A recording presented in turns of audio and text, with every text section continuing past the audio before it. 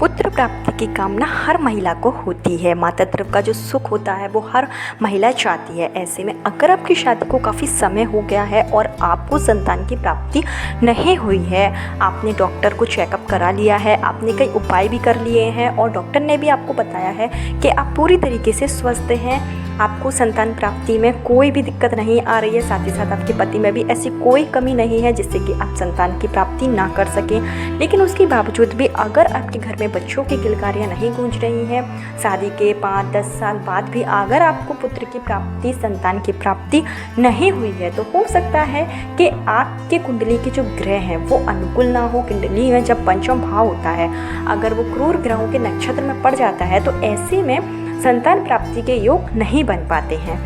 साथ ही साथ अगर आपके घर में लगातार लड़कियां जन्म ले रही हैं, आपके घर में पुत्र की प्राप्ति नहीं हो पा रही है, वंश की वृद्धि रुक गई है। वैसे तो लड़का और लड़की में कोई भी भेद नहीं होता है, दोनों ही समान अधिकार रखते हैं, लेकिन फिर भी हर पेरेंट्स का सपना होता है कि उनके घर में अगर लड़कियां हैं तो एक पुत्र की भी प्राप्ति हो जाए, जिससे कि उनका परिवार पूरा हो जाए और बहनों को एक भाई मिल सके। तो ऐसे में हर माँ बाप चाहते हैं कि उनको एक पुत्र की भी प्राप्ति हो जाए और कई तरीके के उपाय भी करते हैं। साथ ही साथ जो हमारे शास्त्रों में निहित है कि घर में अगर पुत्र है तो वंश की वृद्धि होती है और पुत्र से ही माता पिता को मोक्ष की प्राप्ति होती है। हमारे बड़े बुजुर्ग का भी कहना है कि एक पुत्र अगर होता है तो जो पुत्रियां होती हैं उनके लिए भी बड़े सौभाग्य की बात होती है। तो अगर आप भी चाहते हैं और आपकी भी इच्छा है कि आपको भी एक पुत्र की प्राप्ति हो जाए, तो उसके लिए आपको इस वीडियो में एक सरल सा उपाय बताया जाएगा। अगर आप इसको पूरे विश्वास के साथ करते हैं तो निश्चित रूप से आपके पुत्र प्राप्ति के जो योग होते हैं वो बन जाते हैं, आपकी सूनी गोदी है वो जल्दी से भर जाती है। तो इस उपाय को आपको करना है सावन के महीने के किसी भी सोमवार के दिन।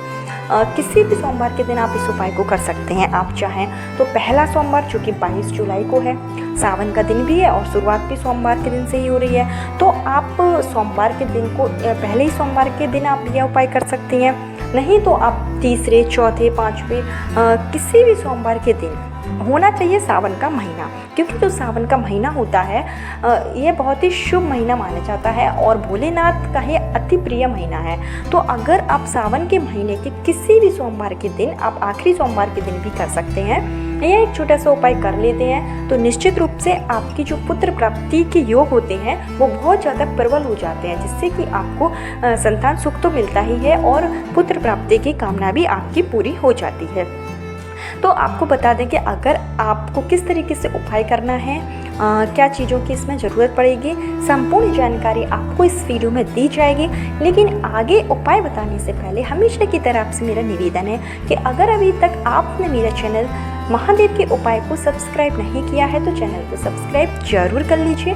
वीडियो पसंद आए तो लाइक कीजिए और कमेंट बॉक्स में हर महादेव या शिव जी का कोई सा भी प्यारा सा नाम जरूर लिखिए, जिससे कि सावन के पवित्र महीनों की शुरुआत होने वाली है और भोलेनाथ आपकी सारी मनोकामना जल्दी से जल्दी पूर्ण करें। तो आपको क्या करना है कि आप जैसे सावन का महीना शुरू हो रहा है, तो आपको सावन के महीने के प्रतिदिन, यानी उसमें फिर आपको सोमवार या बुधवार नहीं देखना है, आपको प्रतिदिन एक छोटा सा काम जरूर करना है कि आपको शिव मंदिर में जाकर शिवलिंग के ऊपर 1 लोटा जल जरूर अर्पित करना है।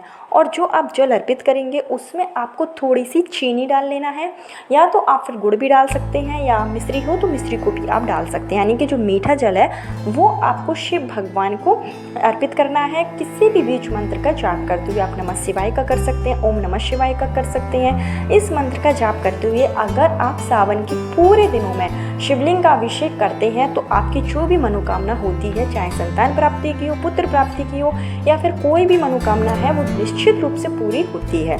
तो इस तरीके से आप मीठा जल तो प्रतिदिन शिव भगवान पर जाकर चढ़ाएं। साथ ही साथ अगर आप शिव जी की जो प्रिय वस्तु है वो भी आप शिव भगवान पर चढ़ा सकते हैं।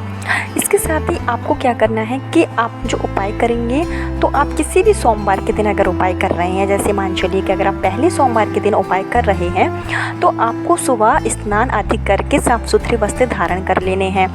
और आपको उस दिन क्या करना है कि जब आप शिव मंदिर में जाएं तो उस दिन आपको शिव भगवान के लिए लेकर जाना है, एक लोटे में जल लेकर जाना है जो आप अपने घर से ही लेकर जाएंगे, और दूसरा जो लोटा होगा उसमें आपको भरना है दूध। अब यह जो दूध आप लेकर जाएंगे तो वो आपको देसी गाय का ही दूध होना चाहिए। तो आपके घर के आसपास कहीं पर भी गाय जहाँ पाली जाती है वहाँ पर आप पता कर लीजिएगा, और आप पहले से बात कर लीजिएगा कि आपको देसी गाय का ही दूध लेना है। तो देसी गाय का आपको दूध लेना है, दूध जो है वो गाय का ही होना चाहिए। अगर आपको देसी गाय का नहीं मिलता है तो और भी जो गाय हैं आप उनका दूध भी ले सकते हैं, लेकिन भैंस का दूध आपको नहीं लेना है। इसके साथ ही आपको लेना है नींबू की एक जड़। तो जिसके घर में भी नींबू का पेड़ लगा होगा वहाँ से आपको इजीली नींबू की जो जड़ है वो मिल जाएगी। तो जब आप उपाय करेंगे, जैसे कि आप सोमवार के दिन उपाय करेंगे, तो आप उससे एक दिन पहले ही नींबू की जड़ मंगा कर रख लीजिएगा। तो नींबू की जड़ आपको छोटी सी ही लेना है, ज़्यादा बड़ी नहीं लेना है। और यह नींबू की जड़ लेकर साथ ही साथ आप जल लेकर और दूध लेकर आपको जाना है शिव मंदिर में। शिव मंदिर में जाकर सबसे पहले आपको क्या करना है,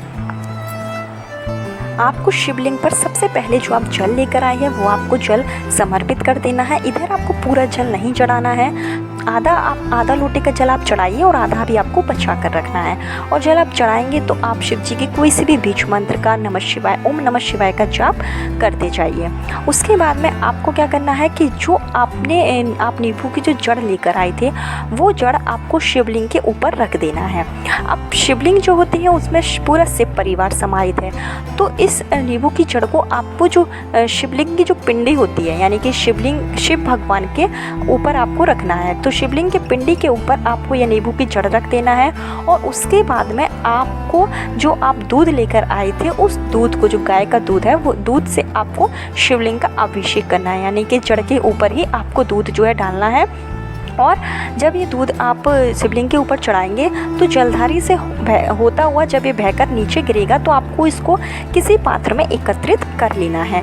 इसके बाद में आपको जो जल बचा हुआ है लोटे में, आप वो जल चढ़ा दीजिए, और ये जल भी आपको लोटे में जो बहता हुआ आएगा उसको आपको किसी पात्र में एकत्रित कर लेना है। इस तरीके से आपका दूध और जल का जो मिश्रण है वो आपको इकट्ठा कर लेना है, और जो आपने शिवलिंग पर नींबू की जड़ चढ़ाई है वो जड़ आपको उठा लेना है, और आपको भगवान से संतान प्राप्ति की, पुत्र प्राप्ति की कामना करनी है। और आप कंटिन्यू शिवलिंग के कोई सा भी बीज मंत्र का आपको जाप जरूर करते जाना है। इसके बाद में आपको अपने घर आ जाना है शिव भगवान से पुत्र प्राप्ति की कामना करते हुए। आप जब आप घर आ जाएं, जैसे सुबह आपने यह उपाय किया है, शाम को जब आप शाम के समय आपको क्या करना है, रात्रि के समय यानी कि सूरज का अस्त हो जाना चाहिए, उसके बाद में जो आप नींबू की जड़ जो आपने शिवलिंग पर चढ़ाई थी उस नींबू की जड़ को, जो मिश्रण आपने दूध और जल का एकत्रित किया था, नींबू की जो जड़ है थोड़ा सा आप उसको पीस लीजिएगा और आपको इसको ग्रहण कर लेना है भोलेनाथ का नाम लेते हुए और पुत्र प्राप्ति की कामना करते हुए। उसी दूध के साथ में जो दूध आपने शिवलिंग के ऊपर चढ़ाया है आपको ग्रहण कर लेना है। आपको विश्वास नहीं होगा, आपको जो संतान प्राप्ति की कामना है वो जल्दी से जल्दी पूरी हो जाएगी, खुशखबरी आपको मिल जाएगी। और जिन लोगों के घर में लड़कियां ही पैदा हो रही हैं उनको भी पुत्र की जो चाह है वो भी पूरी हो जाएगी। तो सावन के महीने के सोमवार के दिन किया गया यह उपाय बहुत ही कारगर होता है, इसको आप जरूर करें। जल्दी से जल्दी भर जाएगी सावन के पवित्र महीने में। भोलेनाथ को अगर आप नींबू की जड़ अर्पित करते हैं तो ये बहुत ही शुभ माना जाता है और इससे आपकी पुत्र प्राप्ति के योग जल्दी बन जाते हैं। तो बहुत ही सरल सा उपाय है, इसको अगर आप पूरे विश्वास के साथ करते हैं तो निश्चित रूप से आपके घर में भी बच्चों की किलकारियाँ गूंजेंगी और पुत्र प्राप्ति की कामना पूरी होगी। कल फिर मिलती हूँ नए वीडियो नए उपाय के साथ। जब तक के लिए हर हर महादेव, श्री शिवाय, नमस्तुभ्यम।